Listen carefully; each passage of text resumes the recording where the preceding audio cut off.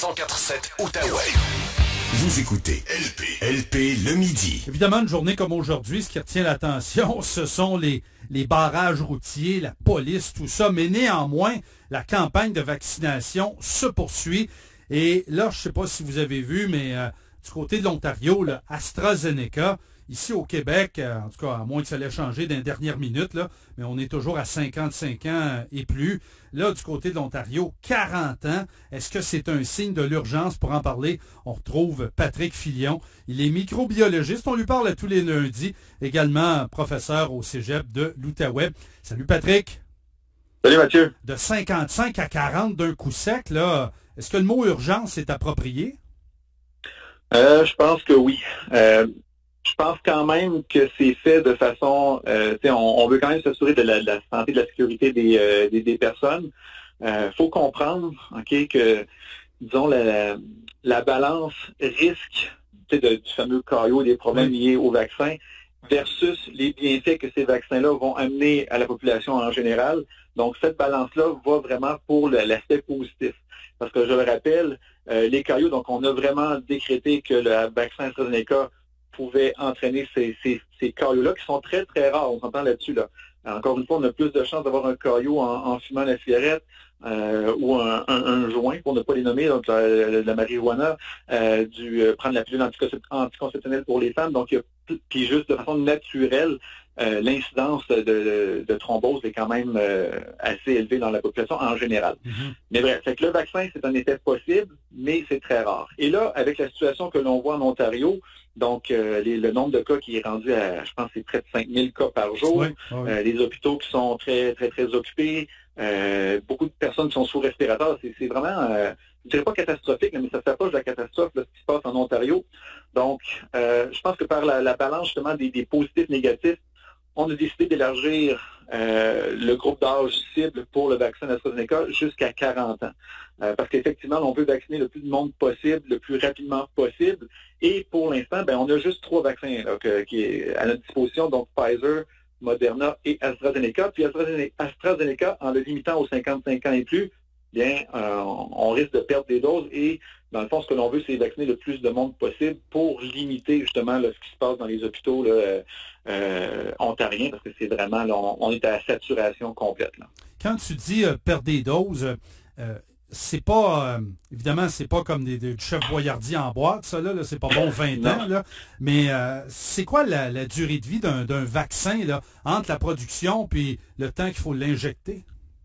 Oui, ça va varier en fonction du type de vaccin. Comme on l'a vu, là, Pfizer et Moderna doivent être conservés dans des environnements très froids. Et une fois que la viale a été, on va dire, décongelée, on parle d'heures, de quelques heures seulement avant que les doses ne périssent. Parce que bon, dans une viale, tu peux avoir, on va dire, de 8 à 10 doses. Donc, si tu en donnes 6, tes 4 autres doses, il faut que tu les donnes rapidement, sinon elles sont perdues.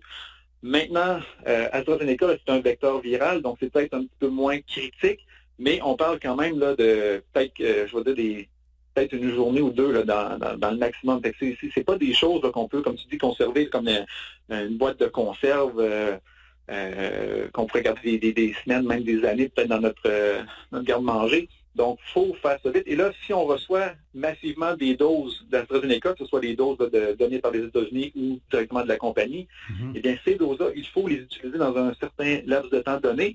Et là, si on se restreint aux 55 ans et plus, là, ce qui arrive, c'est que, bon, les 55 ans et plus, c'est une bonne chose, vont majoritairement être vaccinés, là, ou presque tous très bientôt, du moins on le souhaite. Donc, si ces doses-là, on ne peut plus les administrer à personne, eh bien, on va les perdre. Donc là, je pense que la décision de la santé publique en Ontario, c'est de se dire, la balance des positifs, négatifs, on va y aller pour le positif parce qu'on va prendre la chance de donner le vaccin. Encore une fois, les effets sont très, très rares. Là. Okay? On a plus de chances, dans le fond, de faire un caillot sanguin en étant infecté par la COVID, puis même c'est des milliers de fois de plus de chances là, que par le vaccin. Donc, les vaccins, c'est quand même très, très, très, très faible les chances d'avoir un caillot. Fait que ça, il faut que ce soit clair. Mais encore une fois, on diminue l'âge pour maximiser ces doses-là et, disons, reprendre un peu le contrôle sur la situation là, qui se produit présentement. Là. À regarder le portrait, l'Ontario qui décide de bouger. Au-dessus de l'Ontario, il y a évidemment le gouvernement fédéral qui a approuvé ce vaccin-là, etc. Est-ce que il ne serait pas surprenant que le Québec emboîte le pas, peut-être même avant notre prochaine chronique la semaine prochaine, là? C'est pas impossible, mais pour l'instant, là, j'ai pas vu les chiffres pour aujourd'hui, là, mais notre situation est quand même relativement stable. C'est sûr qu'on voit l'augmentation un petit peu des hospitalisations, mais c'est pas à un taux alarmant encore pour l'instant. Le nombre de cas qui se maintient, on va dire, entre 1300 et 1600. Donc, c'est encore gérable. Je pense qu'avec les doses que l'on reçoit pour l'instant, on va peut-être pas pousser pour qu'AstraZeneca soit administré là, aux 40 ans et plus, parce que notre situation ne l'exige pas, je crois. Mais encore une fois, ça peut évoluer très rapidement, donc c'est pas impossible. Puis comme on l'a vu, l'Ontario, puis même l'Alberta aussi ont abaissé l'âge à 40 ans. Donc, en fonction peut-être des situations que l'on vit et des doses qui sont à notre disposition, ben ce serait peut-être pas impossible. Supposons dans l'éventualité où Pfizer ou Moderna, on avait des problèmes d'approvisionnement ou quoi que ce soit. Donc, ce serait pas impossible qu'on abaisse l'âge justement pour permettre la vaccination, peut-être justement jusqu'aux 40 ans. Ça va dépendre des besoins. Pour l'instant, je pense que notre situation n'est pas aussi critique que ce qui se passe là chez nos voisins. On a vu la nouvelle la semaine dernière, le Moderna va rentrer un peu plus au ralenti. Est-ce inquiétant? Oui. Encore une fois, je ne m'inquiéterais pas trop. On ne parle pas de centaines de milliers de doses. Il y a quand même un ralentissement. Je pense que c'est au niveau de l'assurance qualité là, qu'on a pris un petit peu de retard. Donc, c'est pas dans la production comme telle. Je pense que ça va être compensé un petit peu par l'augmentation, somme toute, on va dire légère de la distribution de vaccins de Pfizer. Donc, il y a une espèce d'équilibre qui va se faire là. Puis bon, c'est ça, on a AstraZeneca, puis on va peut-être éventuellement aussi avoir Johnson & Johnson. Donc, on pourrait avoir une quatrième arme contre le virus. Johnson & Johnson, l'intérêt, c'est que c'est une seule dose.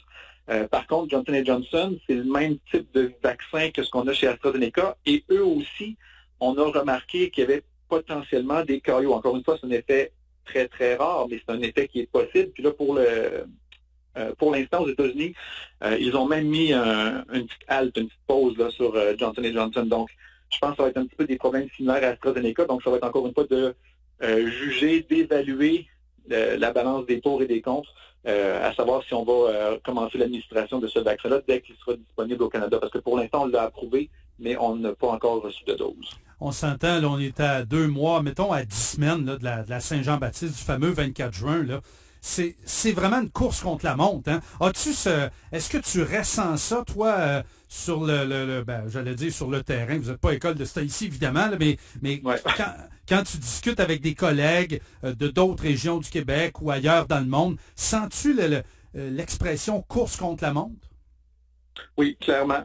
Parce que, encore une fois, plus on retarde, disons, la vaccination, et plus il y a de cas, donc plus il y a de cas, plus il y a de chances qu'il y ait des variants. Et ces variants-là, on ne sait jamais quelle tangente ça peut prendre. On va avoir un virus qui va être plus transmissible et moins dangereux. On peut avoir un virus qui va être moins transmissible et plus dangereux.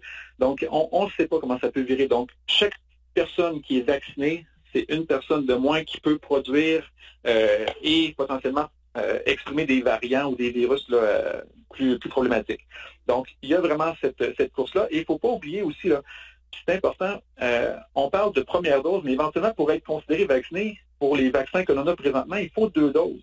Et au Québec, là, on se vante qu'on est une des provinces qui a vacciné le plus, mais du moins qui a administré des doses, mais on est la province qui a le moins de personnes réellement vaccinées, donc qui ont reçu les 2 doses.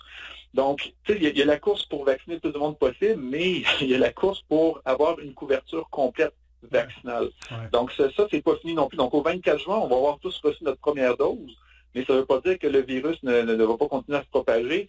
Peut-être moins rapidement, ça sera très, très bien. Peut-être qu'il y aura des effets moins graves à la maladie, c'est excellent aussi. Mais pour être vraiment vacciné, couvert, on va dire, le plus possible, ça prend ces 2 doses-là. Fait que le 24 juin, c'est une dose pour tout le monde, on va dire comme ça, mais ça ne sera pas fini. Donc, il ne faudra pas s'imaginer qu'à partir du 25 juin, on va pouvoir souper en famille et tout, parce qu'encore une fois, il faut que le vaccin ait le temps de faire son effet et idéalement, il faut qu'on ait reçu 2 doses pour être vraiment immunisé. En effet, on n'a pas fini d'en parler. Je te remercie, Patrick. Je te souhaite une bonne semaine. Merci à vous aussi. Au revoir. Patrick Filion, il est microbiologiste et professeur au Cégep de l'Outaouais.